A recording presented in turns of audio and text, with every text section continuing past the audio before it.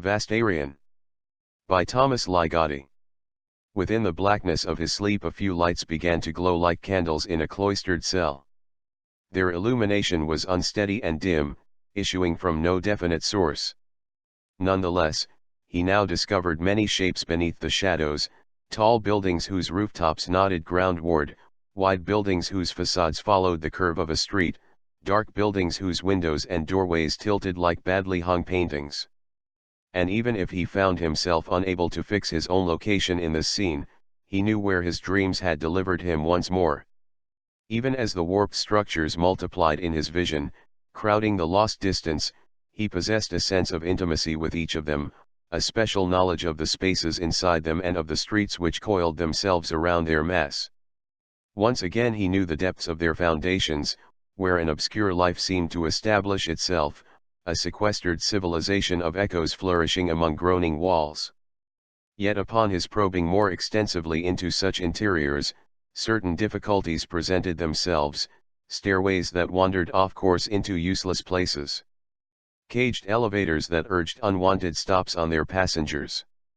Thin ladders ascending into a maze of shafts and conduits, the dark valves and arteries of a petrified and monstrous organism. And he knew that every corner of this corroded world was prolific with choices, even if they had to be made blindly in a place where clear consequences and a hierarchy of possibilities were lacking.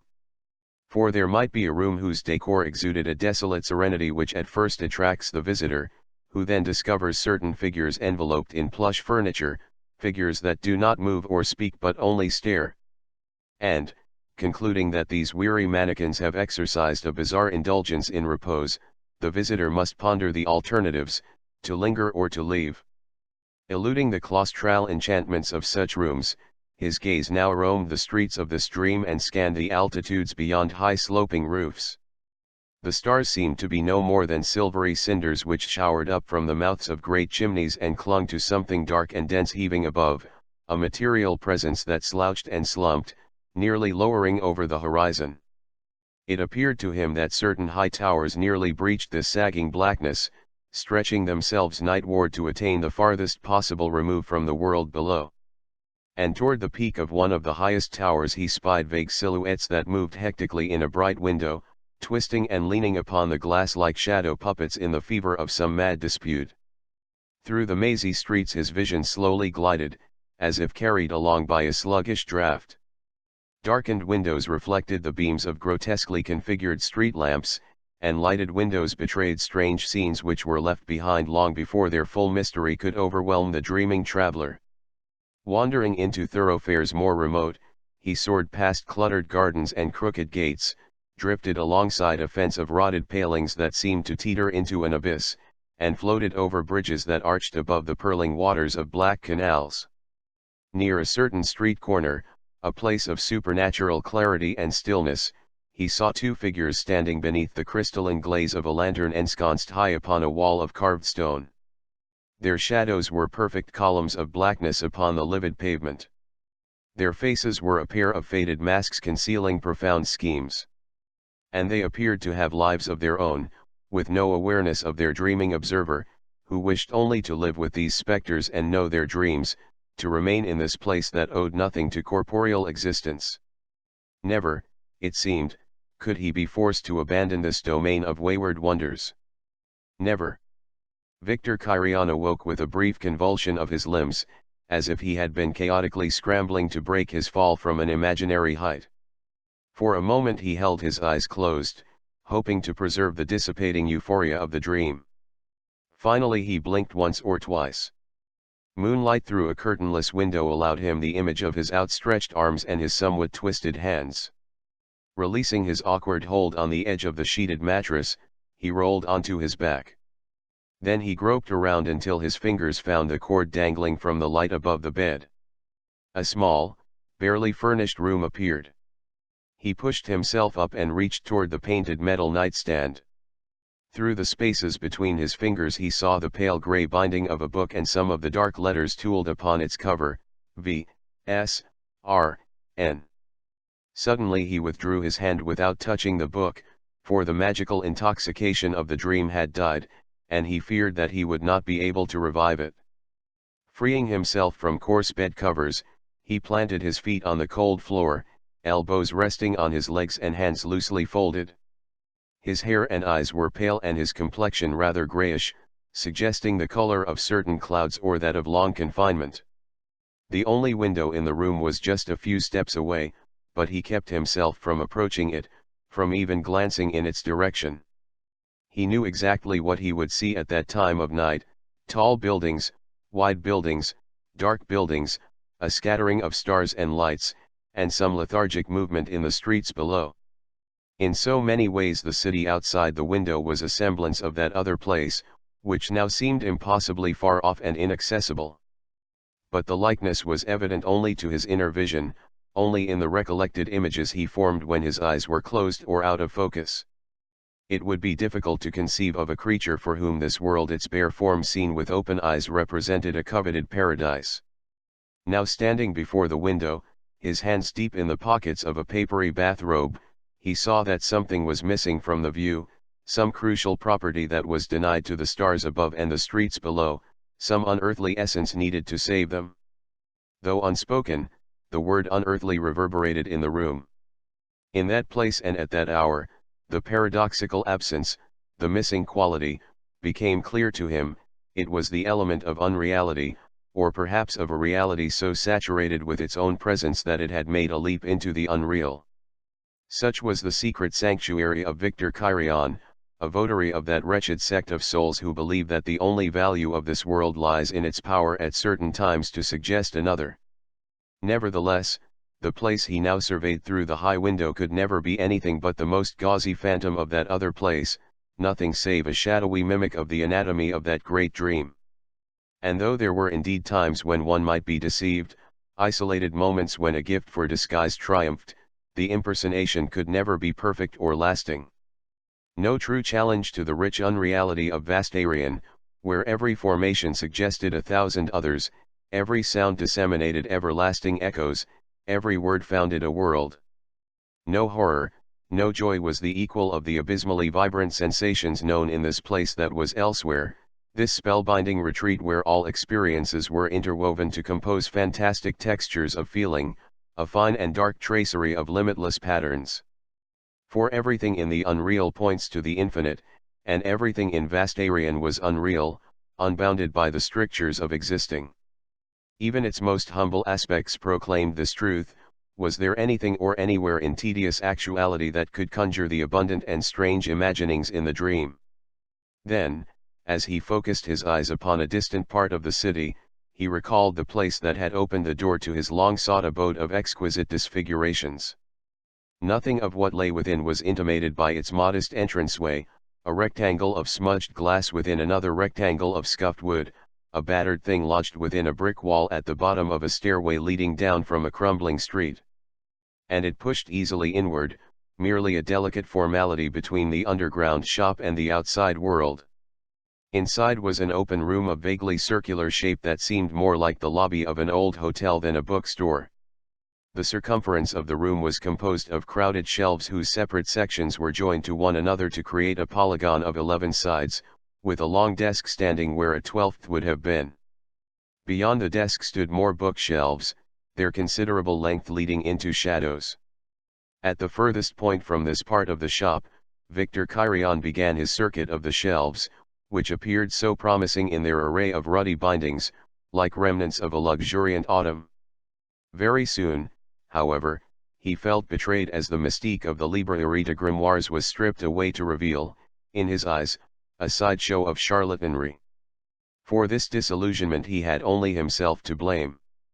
It was his own fault that he continually subjected himself to the discrepancy between what he hoped to find and what he actually found in such establishments. In truth, there was little basis for his belief that there existed some arcana of a different kind altogether from that tendered by the books before him, all of which were sodden with an obscene reality. The other worlds portrayed in these books served only as annexes of this one.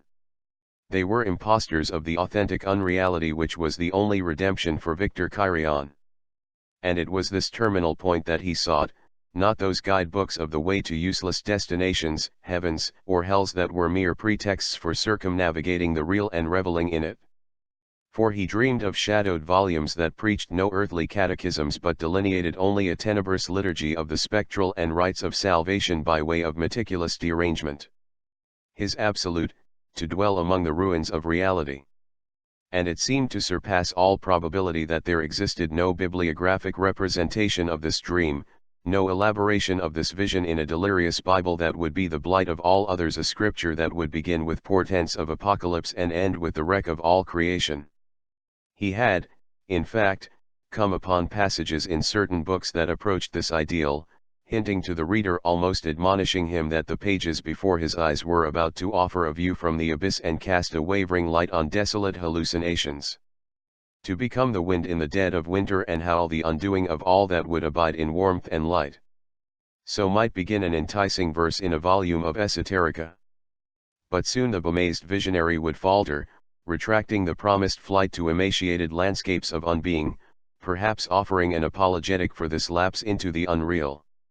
The work would then take up the time-worn theme, disclosing its true purpose in belaboring the most futile and profane of all ambitions, the dream of attaining some untainted good, with mystic knowledge as its drudge. The vision of a disastrous enlightenment was conjured up in passing and then cast aside. What remained was invariably a metaphysics as systematically trivial and debased as the world it purported to transcend, a manual outlining the path to some hypothetical state of pure glory. What remained lost was the revelation that nothing ever known has ended in glory. That all which ends does so in exhaustion, confusion, and debris. All the same, a book that contained even a deceitful gesture toward Victor Chirion's truly eccentric absolute might indeed serve his purpose. Directing the attention of a bookseller to selected contents of such books, he would say, "I have an interest in a certain subject area, perhaps you will see.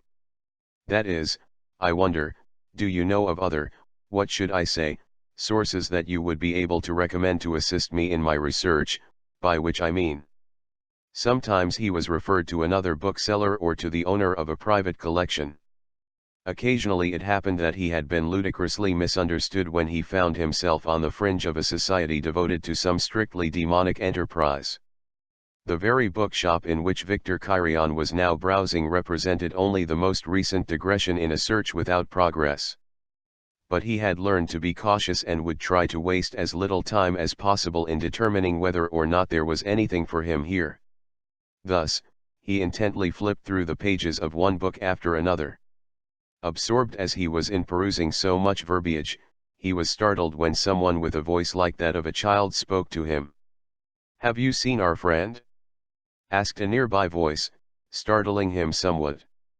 Victor Chirion turned to face the stranger. The man was rather small and wore a black overcoat. His hair was also black and fell loosely across his forehead. Besides his general appearance, there was also something about his presence that made one think of a crow, a scavenging creature in wait. "Has he come out of his sanctum?" the man asked, gesturing toward the empty desk and the dark area behind it. "I'm sorry, I haven't seen anyone," Chirion replied. "I only now noticed you. I can't help being quiet." "Look at these little feet," the man said, indicating his highly polished pair of black shoes. Without thinking, Chirion looked down. Then, feeling duped, he looked up again at the smiling stranger. "You look very bored," said the human crow. "I'm sorry. Never mind. I can see that I'm bothering you." Then the man walked away, his coat flapping slightly, and began scanning some distant bookshelves. "I've never seen you in here before," he said from across the room. "I've never been in here before," Chirion answered. "Have you ever read this?" the stranger asked, pulling down a book and holding up its wordless black cover. "Never," Chirion replied without so much as glancing at the book.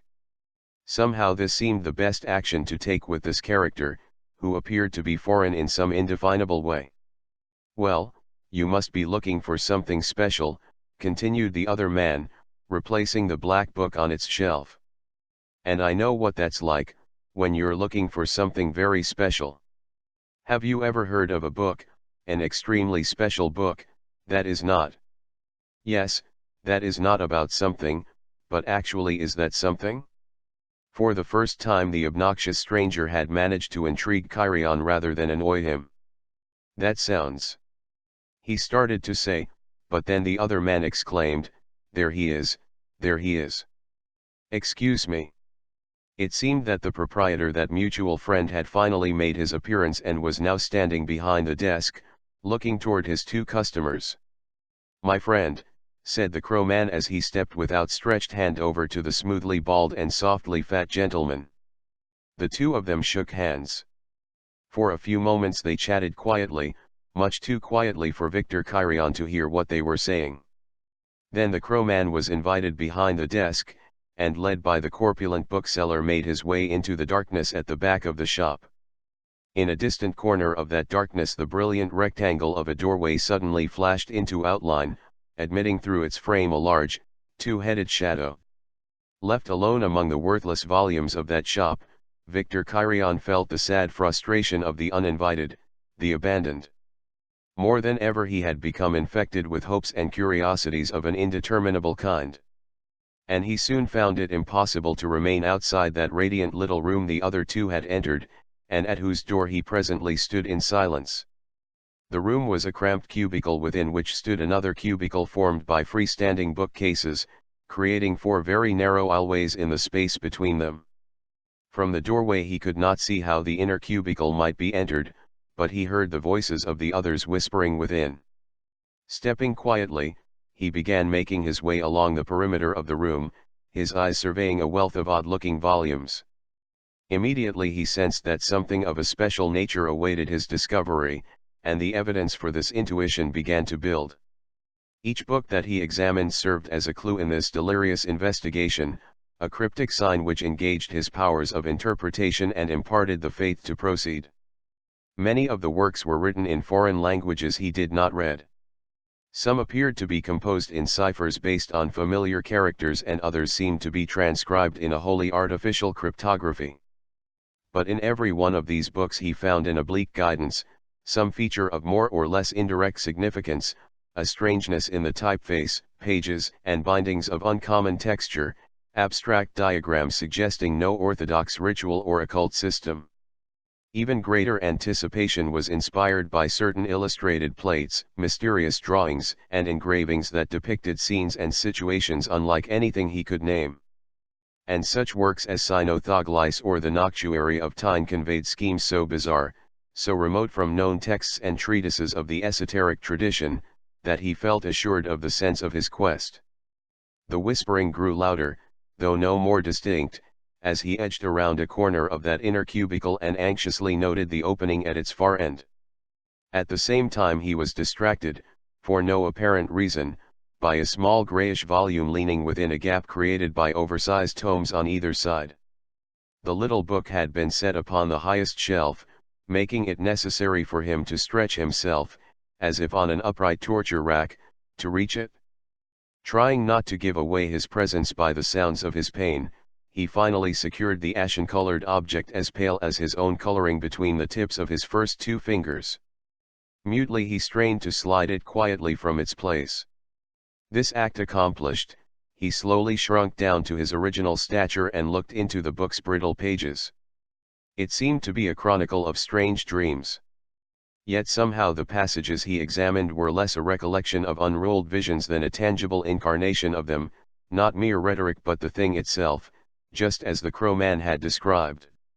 The use of language in the book was errantly unnatural and the book's author unknown. Indeed, the text conveyed the impression of speaking for itself and speaking only to itself, its words being like shadows that were cast by no forms outside the book. But though this volume appeared to be composed in a vernacular of mysteries, its words did inspire a sure understanding and created in their reader a visceral apprehension of the phenomenon to which the characters cut into the front of the book gave name. Passing his right forefinger across these gnarled letters, which appeared to be deeply engraved into the volume's stiffly bound surface, Victor Kyrian could not feel their physicality. It was as if he intuited the word they spelled out, Vastarian. Could this book be a kind of invocation of a world in waiting of Genesis? And was it a world at all? Rather the unreal essence of one, all natural elements purged from it by an ineffable process of extraction, all days distilled into dreams and nights into nightmares. Each passage he entered in the book both enchanted and appalled him with images and incidents so freakish and chaotic that his usual sense of these terms disintegrated along with everything else. Rampant oddity seemed to be the rule of the realm, while imperfection was the paradoxical source of idealities, miracles of aberrance and marvels of miscreation. There was horror, undoubtedly. But it was a horror uncompromised by any feeling of lost joy or a thwarted searching for the good. Instead, there was proffered a deliverance by damnation. And if Vastarion was a nightmare, it was a nightmare transformed in spirit by the utter absence of refuge, nightmare made normal. "I'm sorry, I didn't see that you had drifted in here," said the bookseller in a high thin voice. He had just emerged from the inner chamber of the room and was standing with arms folded across his wide chest. "Please don't touch anything. And may I take that from you?" The right arm of the bookseller reached out, then returned to its former place when the man with the pale eyes did not relinquish the merchandise. "I think I would like to purchase it," said Kyrian. "I'm sure I would, if—" "Of course, if the price is reasonable," finished the bookseller. "But who knows, you might not be able to appreciate how valuable these books can be. The one in your hands," he said, removing a little pad and pencil from inside his jacket and scribbling briefly. He ripped off the top sheet and held it up for the would-be buyer to see, then confidently put away all writing materials, as if that would be the end of it. "But there must be some latitude for bargaining," Kyrian protested. "I'm afraid not," answered the bookseller. "Not with something that is the only one of its kind, as are many of these volumes. Yet the book you are holding, that single copy—" A hand touched the bookseller's shoulder and seemed to switch off his voice. Then the crowman stepped into the aisleway, his eyes fixed upon the object under discussion, and asked, "Don't you find that the book is somewhat difficult?" "Difficult," repeated Kyrian. "I'm not sure. If you mean that the language is strange, I would have to agree, but no," interjected the bookseller, "that's not what he means at all." "Excuse us for a moment," said the crowman. Then both men went back into the inner room, where they whispered for some time. When the whispering ceased, the bookseller came forth and announced that there had been a mistake. The book, while something of a curiosity, was worth a good deal less than the price earlier quoted. The revised evaluation, while still costly, was within the means of this particular buyer, who agreed at once to pay it.